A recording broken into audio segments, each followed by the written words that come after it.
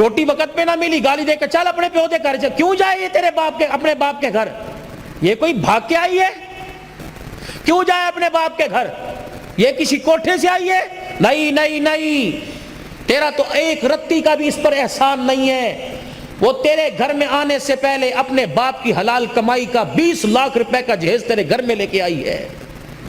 تو کس بات پہ گالی دے رہا ہے؟ وہ تو اپنے باپ کی کمائی کی دی ہوئی چرپائی پہ سو رہی ہے, وہ تو باپ کی کمائی کے لیے ہوئے برتنوں میں کھا رہی ہے, وہ تو باپ کی کمائی کے لیے ہوئے کپڑے پہن رہی ہے, جوتا پہن رہی ہے, حتیٰ کہ آنکھیں میں ڈالنے والی سرما اور پیر میں پہننے والا جوتا بھی تو اپنے باپ کے گھر سے. تو کس بات پہ کہتا ہے چل دفع ہو جا, اپنے گھر چلی جا؟ کیوں جائے؟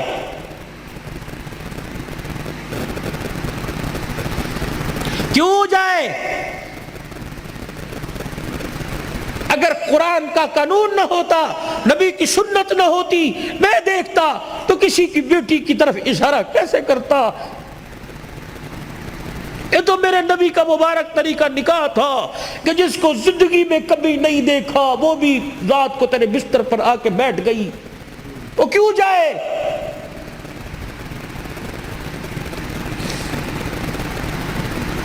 تو نے کہا اٹھ گئی, تو نے کہا بیٹھ گئی, تو نے کہا لیٹ گئی.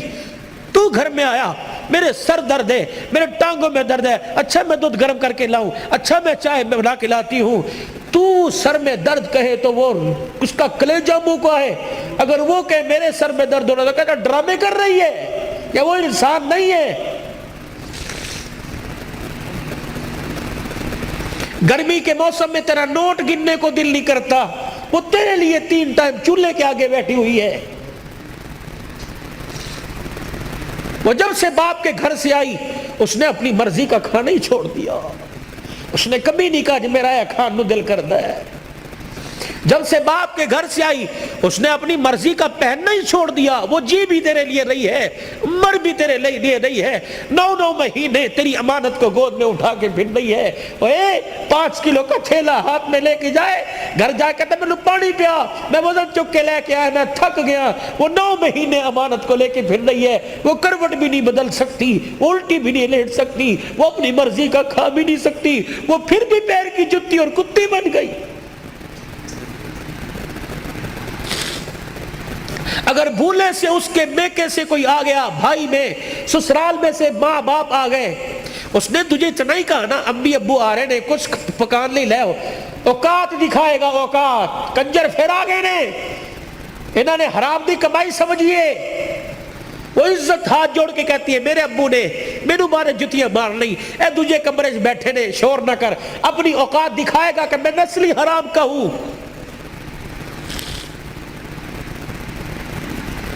یہ محسن انسانیت کی زندگی ہے. تو دیکھ میرا نبی گھر سو رہا ہے, آرام کر رہے ہیں, دروازہ بجا.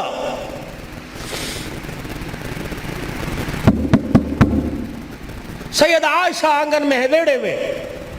کون؟ عورت کی آواز. دروازہ کھلا, اندر آ گئی بوڑھی عورت, ڈنڈا ہاتھ میں. عائشہ تیرا محمد کہاں ہے صلی اللہ علیہ وسلم؟ پھر کہہ دو صلی اللہ.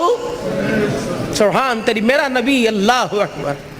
عبادت دے کے گیا تو عبادت اعلیٰ, گھر کی زندگی دے کے گیا تو گھر کی زندگی پھولوں سے زیادہ نرم اور مہکتی ہوئی دے کے گیا ہے. کہاں ہے تیرا گھر والا؟ سیدہ عائشہ رضی اللہ عنہ کہنے لگی, میں ابھی اشارہ کرنے لگی تھی, وہ آرام کر رہے ہیں. اس عورت کی آواز کو سن کے اٹھے, اپنی تہمت کو سنبھالا اور جلدی سے چرپائی سے اترے اور اس عورت کے قریب جا کے اسے دیکھنے لگ گئے. پھر وہ بھی بیٹھ گئی, حضور بھی بیٹھ گئے. کہا میں بڑی حیران. وہ اسے دیکھ کے رونے لگ گئے, وہ آپ کو دیکھ کے رونے لگ گئی. میں نے کہا پتہ نہیں کیا ہوا, کیا خیر ہو؟ کہ میں نے ذہن پہ بوجھ ڈالا, مجھے رشتہ دار دور پار کی لگی نہیں, نہ میرے خاندان کی نہ حضور کے خاندان کی. میں نے کہا کون ہے؟ اللہ اکبر.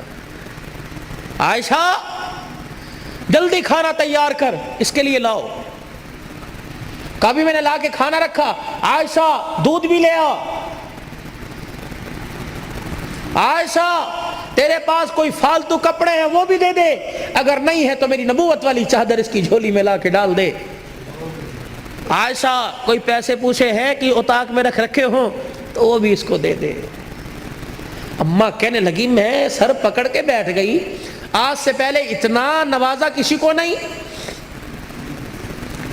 پھر وہ سارے کام سے فارغ ہوئی، اٹھی، حضور آگے بڑھے، پردہ ہٹایا، رخصت کیا، جہاں تک وہ جاتی رہی دیکھتے بھی رہے روتے بھی رہے۔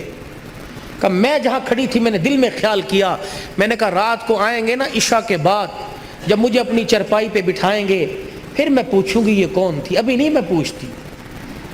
سیدہ عائشہ رضی اللہ تعالی عنہ کہتی ہیں بستر پر آ کر رحمت دو عالم صلی اللہ تعالی علیہ وسلم لیٹ گئے اور آنکھیں مبارک بند کر لی اور اپنی دونوں مبارک کلائیاں اپنے چہرے کی طرف اپنے چہرے پہ رکھ کے کروٹ کے بل لیٹ گئے۔ میں اپنے گھر کے کام کاج میں مصروف ہو گئی، تھوڑی دیر میں مجھے بستر انور سے وجود انور سے رونے کی آواز آئی۔ میں نے چھلانگ ماری بستر پہ، حضور علیہ السلام کی کلائیاں مبارک اپنے ہاتھوں سے پکڑ کر میں نے یوں چہرے مبارک سے ہٹائی، دیکھا پورے رخسار پر پوری داڑھی آنسوؤں سے بھری پڑی ہے۔ میں نے کہا سونے ماں باپ قربان ہو جائیں، مجھے بتاؤ کس چیز نے رلا دیا، میری خدمت میں کوئی کمی نہیں۔ کہنے لگے میرا ہاتھ پکڑ کر میرا بازو پکڑ کے اٹھے، میری طرف منہ کر کے کہنے لگے اے عائشہ پوچھنا چاہتی تھی اتنے احسانات کیوں کیے، پوچھنا چاہتی تھی یہ عورت کون ہے۔ اے عائشہ یہ میری رشتہ دار نہیں بلکہ میری خدیجہ الکبریٰ کی سہیلی تھی،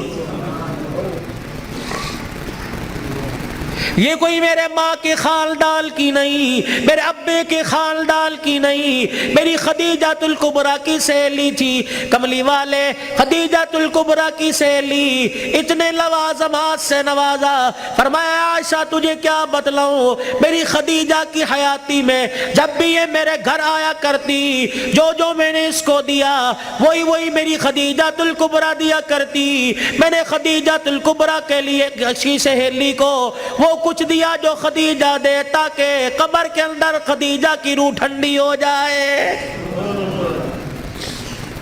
اور ذات ہے سب کچھ برداشت کرتی ہے لیکن شوکل کی التعریف برداشت نہیں کرتی۔ حضور کی گھر والی ہونے کے ساتھ ساتھ ایک عورت ہے منہ پھیر کے بیٹھ گئی۔